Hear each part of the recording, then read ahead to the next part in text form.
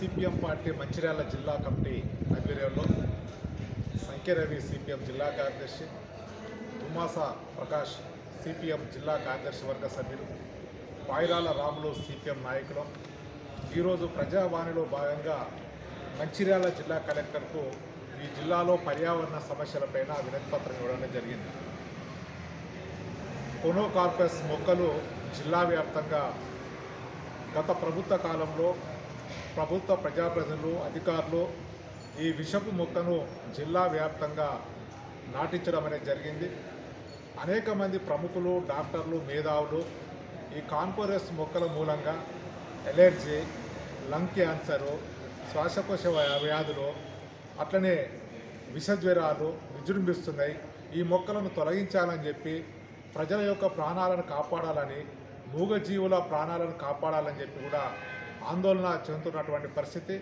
అనేక సందర్భాల్లో పత్రికల్లో కూడా దీనిపైన స్టేట్మెంట్లు కూడా రావడం అనేది జరిగింది.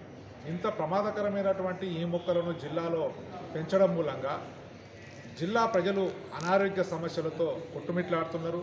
వైద్యం చేయించుకోలేనటువంటి పరిస్థితిలో ఈరోజు ఉన్నారు.